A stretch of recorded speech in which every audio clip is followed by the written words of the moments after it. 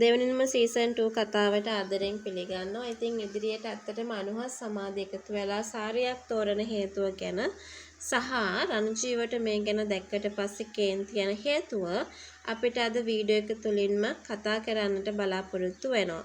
ඉතින් වීඩියෝ එකට යන්න කලින්ම මතක් කරනවා.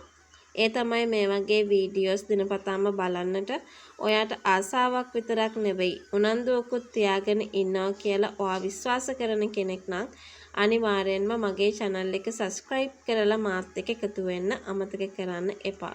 ඒ වගේම like කරන්න, comment කරන්න, තවත් නොදන්න යාළුවෙකුට දැනගන්න, විශේෂයෙන්ම share කරන්නත් අමතක කරන තැනටපත් වෙන්න එපා කියන කතාව තමයි අද වීඩියෝ එක හරහා අපි හැමෝම මේ වෙලාවේ කතා කරන්නටත් උවමනාවක් ඇති කරගෙන තියෙන්නේ කියන කතාව තමයි අද වීඩියෝ එක තුලින්ම අපි හැමෝටම මේ වෙලාවේ සිහිපත් කරන්නත් පුළුවන් කමක් තියෙන්නේ කියන කතාව අද වීඩියෝ එක තුලම අපි හැමෝම මතක් කරන්නටත් බලාපොරොත්තු වෙනවා කියලයි මම අද වීඩියෝ එක හරහා මතක් කරන්නේ. කොහොමනත් අනුහස් සමාධි අනුහස්ට ආදරේ කියාගත්තට පස්සේ ඉතින් අනුහස්ට උමනා වෙනවා.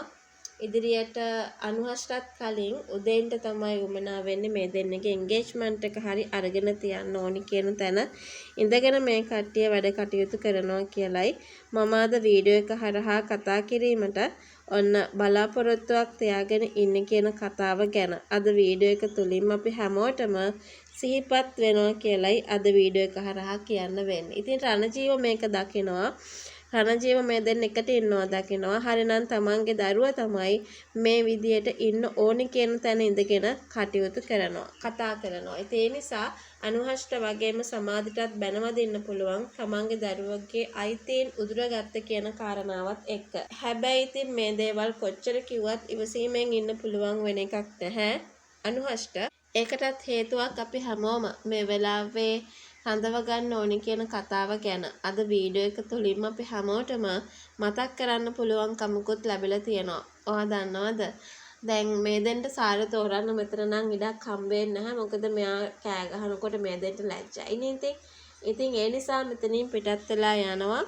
මෙයා නැති තැනකට ගිහිල්ලා නිදහසේ මේ දේවල් කරන්න ඕනි කියලා. කොහොමනත් අනුහස් සමාධිට කියන්නේ රණජීවලගෙන් ඉදිරියට ගොඩාක් පරිස්සම් වෙන්න ඕනි කියලා. මොකද මේගොල්ලා අපි දැන්ට විවාහ වෙන්න දීලා නැත්නම් එන්ගේජ්මන්ට් එකක් ගන්න දීලා එහෙම නැත්නම් අපි දෙන නිදහසේ ආදරය කරනවා.